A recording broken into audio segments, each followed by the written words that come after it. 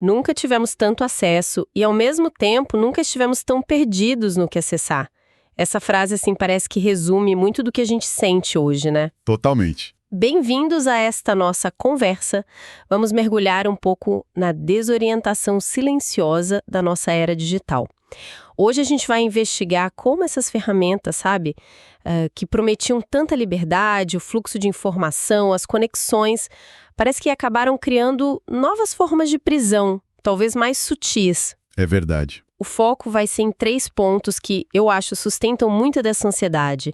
A comparação digital, que meio que corrói a gente por dentro, essa busca quase obsessiva por felicidade e a produtividade que virou tipo um dogma. Olha, é fundamental colocar isso em perspectiva, né? Essa sensação de vertigem. Não é a primeira vez que acontece. Ah, não. Não. Historicamente, sempre que tem uma mudança grande no jeito que a informação circula, rola uma turbulência social forte. A sociedade, vamos dizer assim, dá uma pirada antes de se ajustar. Tipo o quê, por exemplo? Pensa na prensa de Gutenberg. Democratizou o acesso à Bíblia traduzida e tal, mas também botou lenha nas guerras religiosas lá na Europa. Nossa, é verdade. Ou o rádio, mais perto da gente, que foi super importante para a ascensão de regimes totalitários no século XX. O que a gente vive hoje com a internet e redes sociais é a nossa versão dessa convulsão.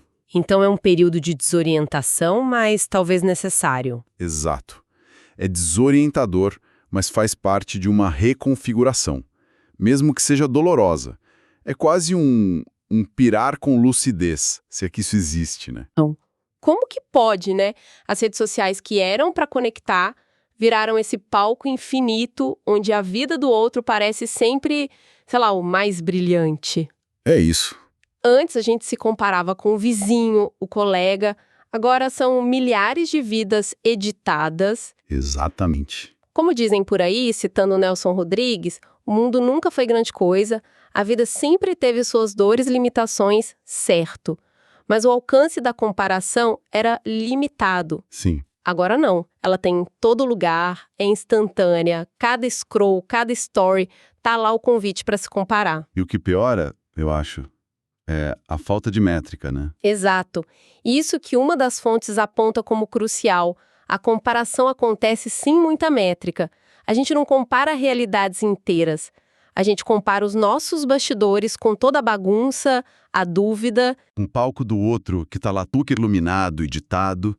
A gente vê a foto da viagem perfeita, mas não vê o perrengue financeiro por trás. Claro. Vê a promoção comemorada, mas não as noites sem dormir, a ansiedade. Essa diferença torna a comparação um veneno lento, sabe? E isso parece que pega mais pesado para quem já cresceu nesse ambiente, né? Essa galera mais jovem que construiu a identidade, a carreira, tudo meio que dentro dessa lógica. Sem dúvida. Para quem não pegou o mundo antes do feed infinito, essa dinâmica é o normal. A identidade muitas vezes se forma em resposta a isso. A carreira depende da visibilidade online. O sucesso medido em likes. Exato. Likes, engajamento. E a consequência, que as fontes apontam, é um risco real de ficar na superfície. Um consumo constante de opinião meio rala sobre tudo. Porque para aprofundar precisa de tempo, de foco. Coisa rara nesse ambiente. E aí vem a angústia. Claro. A sensação de não ser bom o suficiente, de estar sempre atrás, pode deixar as pessoas meio doidas mesmo, perdendo a noção do que é possível, do que é desejável para a vida delas. Tem aquele exemplo forte do pesquisador, o Ehsan Hamzy-Epour. Ele contou a história dele, né? Sim, muito sincero. Primeiro da família na universidade, uma pressão enorme nas costas, não só acadêmica, mas familiar, social. Ele disse que para conseguir a vaga no doutorado, sentiu que tinha que se mostrar não como um aprendiz, mas como alguém já bem-sucedido completo. Uma performance, né? Uma performance que ele acabou internalizando. E isso, claro, tem um preço altíssimo. A realidade sempre chega. Pois é. No doutorado, ele encarou tudo.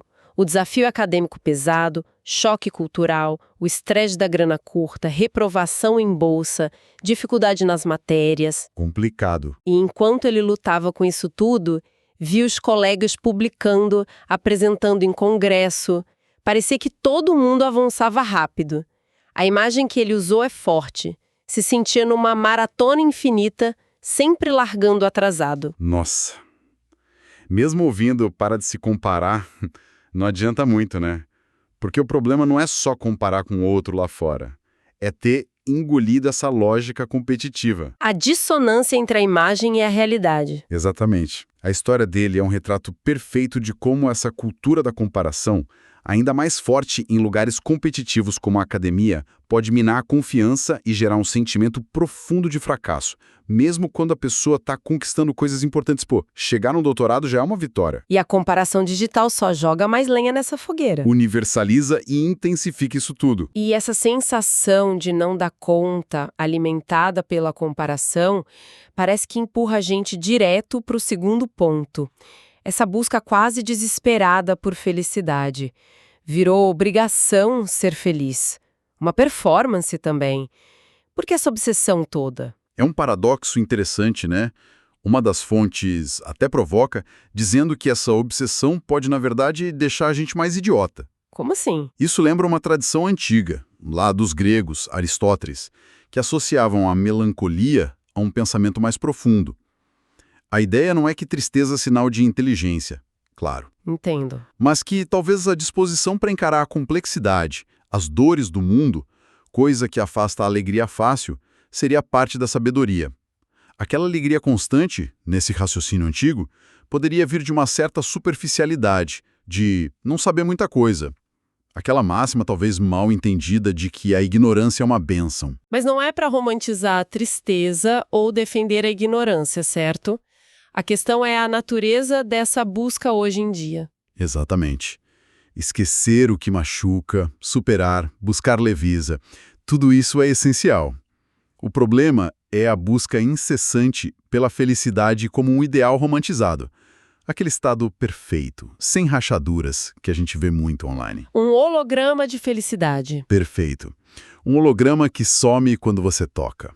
E essa busca constante, ironicamente, gera mais insatisfação. Os exemplos citados são claros. A pessoa que acredita num discurso online sobre papéis de gênero e fica infeliz com a própria vida. O profissional que compara o salário com padrões irreais na internet e se afunda na frustração. A felicidade como produto. Isso, como meta, não como um possível resultado de viver bem. Isso bate muito com o dia a dia. Aquela sensação de que a felicidade do outro, filtrada nas redes, é mais real que a nossa, e a rapidez com que a nossa satisfação vai embora.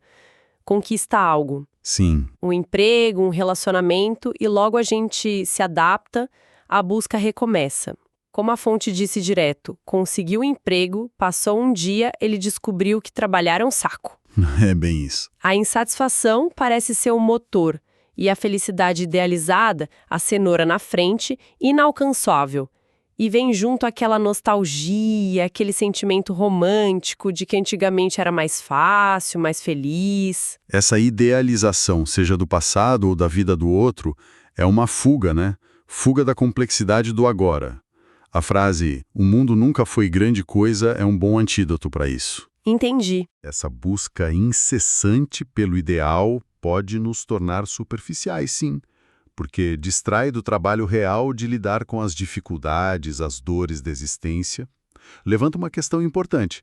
A gente está se engajando de verdade com a nossa vida ou só patinando na superfície atrás de brilhos que somem rápido? E essa fuga para a felicidade ideal, junto com a pressão da comparação, leva a gente quase que direto para o terceiro pilar, a produtividade.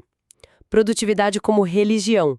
Como que ser produtivo virou um mandamento principal do nosso tempo. É impressionante, né? A ponto da gente sentir uma culpa enorme se não está fazendo algo o tempo todo.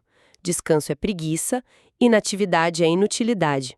De onde vem isso? Olha, as raízes são históricas. Revolução Industrial, capitalismo, a ideia de progresso técnico constante, aquela noção de cada vez produzir mais. O que talvez seja novo é a força com que a gente internalizou isso.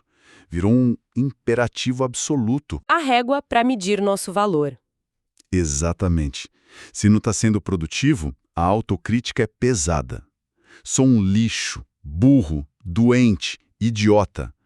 É uma voz que vem de fora, do sistema, mas que a gente assume como nossa. E o digital turbina isso. exibindo a produtividade alheia sem parar.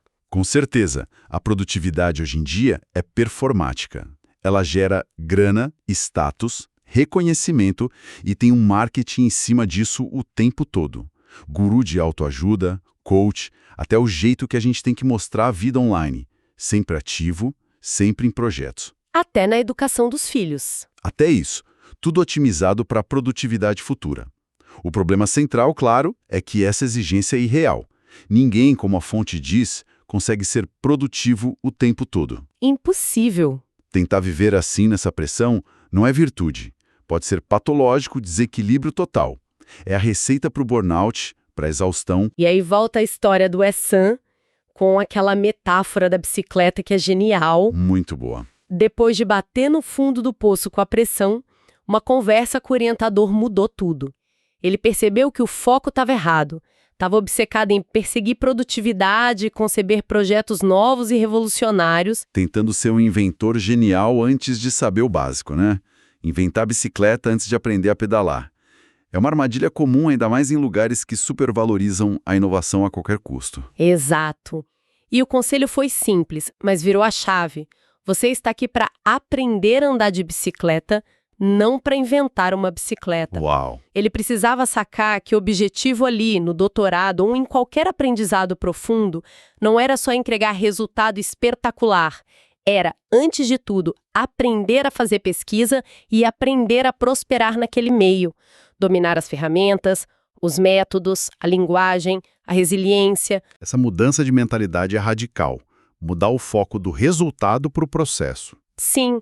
Ele conta que relaxou com a pressão de publicar a qualquer custo, começou a focar no aprendizado mesmo, buscar feedback, colaborar, se apoiar na orientação.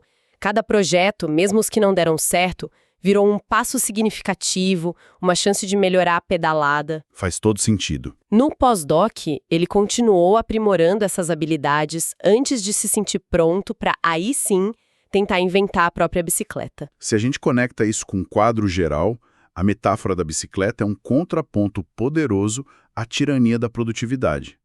Essa lógica do produzir sempre, produzir mais, mata o espaço que a gente precisa para aprender de verdade. Que exige tempo, erro, reflexão. Exige tempo, experimentação, erro, reflexão. Exige o direito de simplesmente existir, respirar, sem ter que transformar cada segundo em algo útil, monetizável. A virada do Hans Ripur é uma forma de resistir a essa lógica desumana. É redescobrir o valor do aprendizado, da maturação, antes da cobrança por resultado extraordinário. Então, amarrando tudo, o que fica? Parece que a gente está mergulhado numa cultura digital que amplifica e mistura essas três coisas. Uma comparação que adoece porque é irreal, uma busca por felicidade fabricada que afasta da vida real e um culto à produtividade que esgota e impede a gente de aprender. Uma tempestade perfeita para a desorientação, para a ansiedade. Exato. E como a gente falou no começo, essa desorientação talvez seja parte do processo em momentos de transformação profunda na comunicação, na vida. Não é um defeito do sistema, mas talvez uma fase turbulenta de adaptação. Então a chave não é achar uma solução mágica. Acho que não. Nem voltar para um passado que a gente idealiza. A chave é desenvolver a consciência crítica sobre essas dinâmicas, reconhecer como funciona a comparação sem métrica, questionar que felicidade é essa que a gente busca, desafiar o mandamento da produtividade sem fim. Entender os mecanismos. Isso. Essa consciência é o primeiro passo para navegar nessas águas com um pouco mais de controle e, quem sabe, com menos sofrimento. É aprender a identificar as correntes para não ser só levado por elas. Fica, então, a provocação final para a nossa reflexão. E se a maior liberdade nesse nosso tempo de tanta conexão e tanta pressão fosse justamente parar de correr? Parar de correr para alcançar um outro idealizado que nunca existiu. Parar de perseguir esses ideais impossíveis de comparação, felicidade constante e produtividade sobre-humana que vendem pra gente como sucesso, mas que talvez sejam só miragens. Uma pergunta importante para deixar ecoando. E para quem se interessa em continuar essa conversa, em cultivar um pensamento mais lento, mais aprofundado, nesse mundo que grita por velocidade, Vale lembrar que o espaço de discussão do professor Júlio Facó se dedica justamente a isso, a ser um refúgio para quem ainda ousa pensar devagar e com liberdade.